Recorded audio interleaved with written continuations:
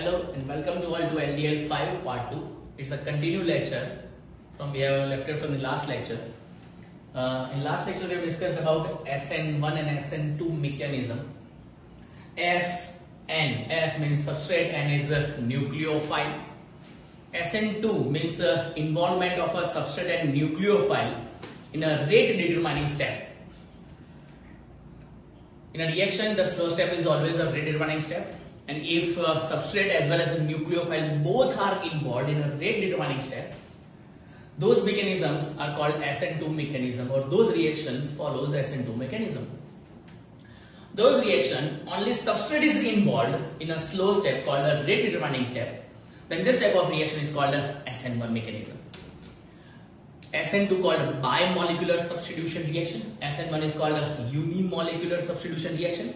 And we have studied about SN2 and SN1 mechanism in our previous lecture called LDL5. It's part 2, it's continued lecture of LDL5.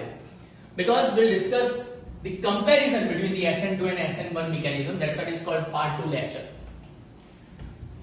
From the last lecture, if you notice, we have differences between SN2 and SN1 mechanism. The difference for the SN2 and SN1, or we can say comparison between the SN2 and SN1 can be listed out as number 1,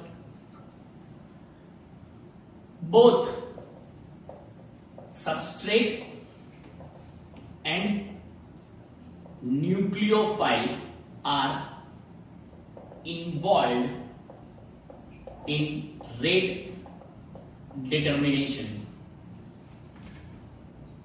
Only substrate involved in rate determination.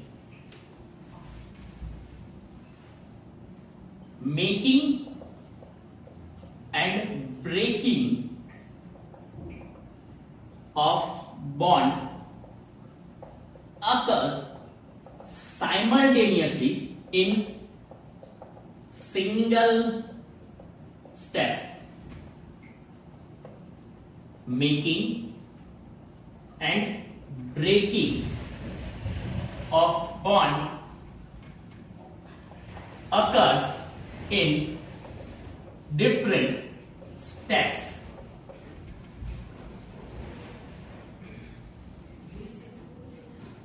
Occurs in a different steps. Here only single step is involved for SN2.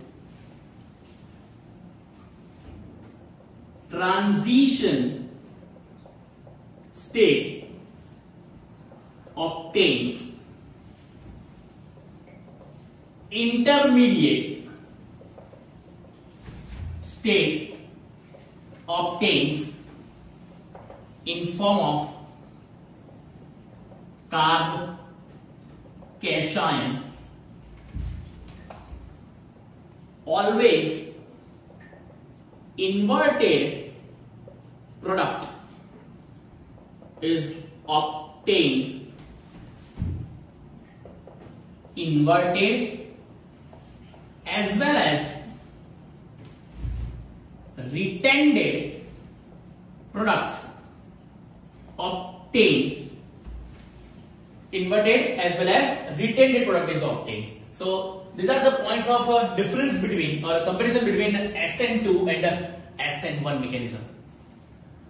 Along with this SN2 and SN1 mechanism points of differences, we'll also have the alkyl halides having 3 categories: primary, secondary and tertiary, following either of the mechanism, whether they are following SN2 or SN1. Let's discuss which type of alkyl halide will follow SN1 and which type of alkyl halide will tends to follow SN2 mechanism as a preference. But before the topic, please take a look at the point of difference between SN2 and SN1. Both substrate and nucleophile are involved in a rate determining step. That's what is called SN2. It is also known as a bimolecular substitution reaction. SN1 called a unimolecular substitution reaction. Making and breaking of bond occurs simultaneously in a single step. Making and breaking of bond occurs in a different steps. transition state is obtained, intermediate state is obtained, inverted products are always obtained, only inverted. Here we'll get inverted as well as retended product in form of a racemic mixture, you know that. Let's see which type of alkyl halide will follow SN2 and SN1.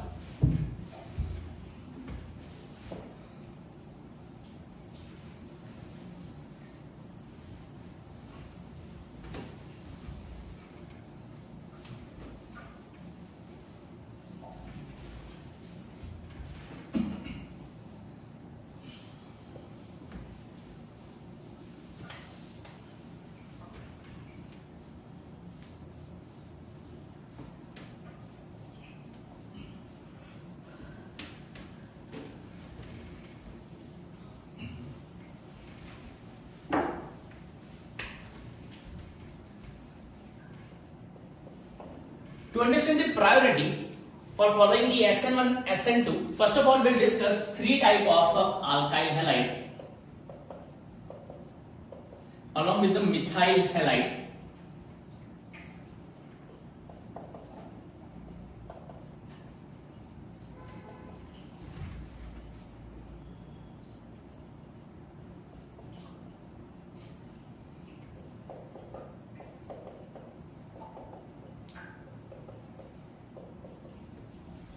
This is called 0-degree alkyl halide or called methyl halide. Methyl means CH3Cl only. Here it is called primary alkyl halide because halogen is associated with the carbon and that carbon combines with one more carbon or alkyl group, that's why it's called primary. Here the compound is called secondary alkyl halide in which halogen associated with the carbon and that carbon combines with two other carbon atom.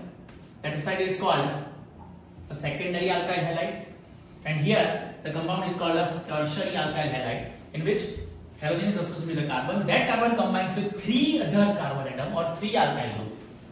So we can have 0-degree alkyl halide, primary alkyl halide, secondary alkyl halide and tertiary alkyl halide which undergo nucleophilic reactions. You know that in nucleophilic reaction these alkyl halides are behaving as substrates. These substrates are attacked by the nucleophiles. When nucleophile attacks this substrate, out of this substrate, halogen gets displaced or substituted by the nucleophile. But how easily that carbon-halogen bond breaks or how easily a nucleophile can enter into the alkyl halide depends on different factors.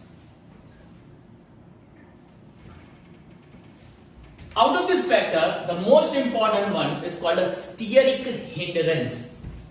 Steric hindrance depends on number of alkyl groups. Number of alkyl groups present on a carbon containing halogen. Here in methyl halide, no alkyl groups are associated with the carbon having halogen. In a primary we have one alkyl group, in a secondary we have two alkyl groups, in a tertiary we have three alkyl groups. Higher the number of alkyl group, higher is the steric hindrance. Higher the steric hindrance, less will be the reactivity towards a nucleophilic reaction by SN2 mechanism. That means nucleophilic reaction becomes more and more difficult because of a steric hindrance. We'll take one example to understand this topic.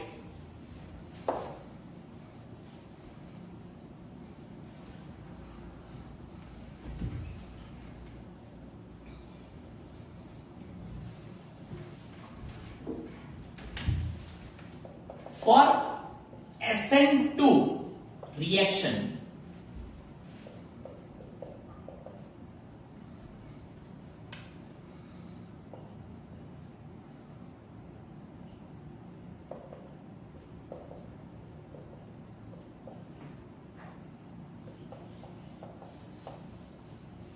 in SN2 reaction, we are having the methyl chloride. OH group, you know that for SN2 mechanism, OH group will approach carbon from the opposite side because already chlorine is present on the right hand side, and that's why OH should be approached from the opposite side for the formation of a carbon OH bonding, because in this reaction making and breaking of bond occurs simultaneously. So when OH gets approached, or OH will approach the carbon, no steric hindrance, or we can say that least steric hindrance will be there because of a hydrogen present.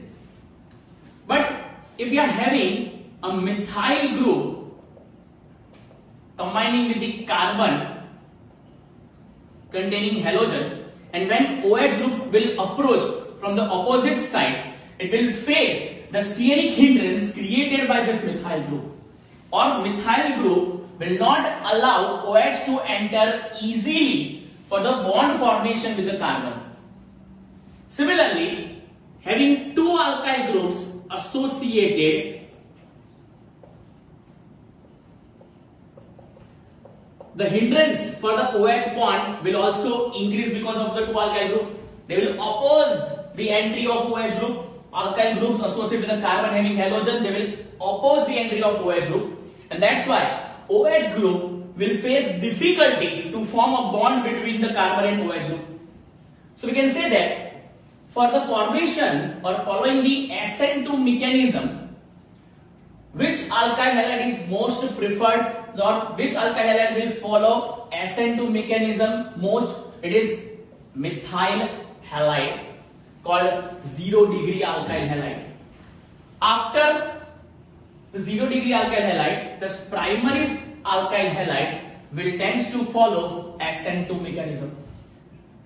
In a secondary alkyl halide, and then we have a tertiary alkyl halide, because tertiary alkyl halide possesses maximum number of a alkyl group which creates steric hindrance. Steric hindrance means which oppose the bond formation of carbon and OH group.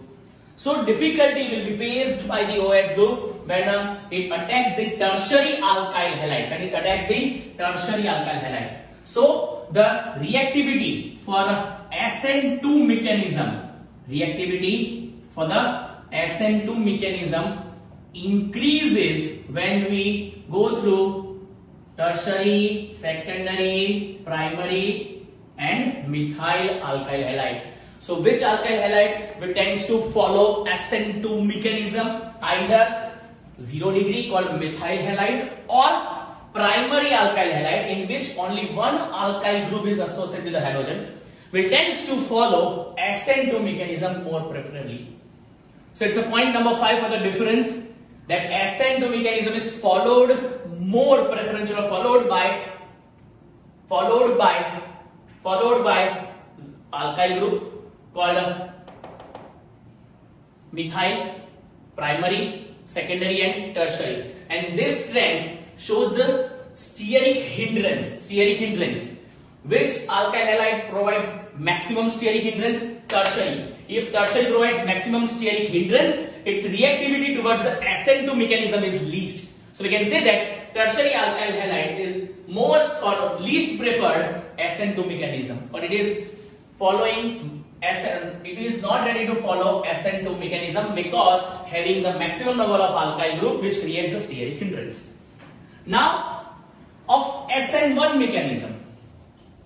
For SN1 mechanism, we know that reaction is carried out in two different stages.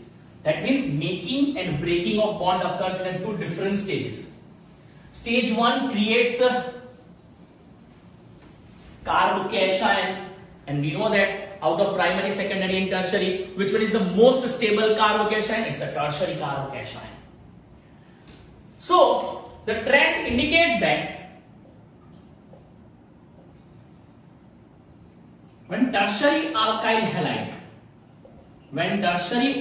halide undergoing nucleophilic reaction, they tends to follow SN1 mechanism. Why they tends to follow SN1 mechanism? Because in following SN1 mechanism, they can convert themselves into the most stable tertiary carbocation. The most stable tertiary carbocation afterwards, combining with the OH group, can produce two different type of product that we have already studied in a last lecture. That means entering of a OH group can be possible from either of the side, can be followed or obtained from the either of the side. So ultimately we'll get a product. One of them is inverted and the second one is called a retended product. So we can say that tertiary alkyl halide more preferably follow SN1 mechanism. So order of following SN1 mechanism is tertiary the highest, then secondary, then primary, and the least will be followed by methyl carbocation or methyl halide. So we have two different approaches for SN2 and SN1. The methyl halide will follow SN1 mechanism. Methyl halide will follow SN2 mechanism. Primary also tends to follow SN2 mechanism. But the tertiary alkyl halide tends to follow SN1 mechanism more preferentially than that of a SN2 mechanism. So here are the points of differences between SN2 and SN1 mechanism, and also the reactivity towards the SN2 and SN1 mechanism. Will summarize again the topic of reactivity towards the SN1 and SN2 mechanism. Reactivity of SN1 and SN2 mechanism for the alkyl halide gives following order. For SN2 mechanism, which alkyl halide tends to follow SN2 mechanism? 0 degree the most, then primary, then secondary, and the least preferred tertiary. And for SN1 mechanism, the preference or order of the preference is opposite to that. Tertiary will follow SN1 mechanism as a nucleophilic reactions for the alkyl halide, and the most preferred SN1 mechanism by methyl halide or a primary halide. So here we have a comparison between SN2 and SN1 mechanism. Along with this lecture, also provide the DPP, which contains the difference of points of SN1 and SN2 mechanism, and also examples related to the SN1 SN2 mechanism. After this lecture, in the next lecture, we'll discuss the in-text exercise question and the other extra questions related to the reactivity towards the SN1 and SN2 mechanism. Thank you and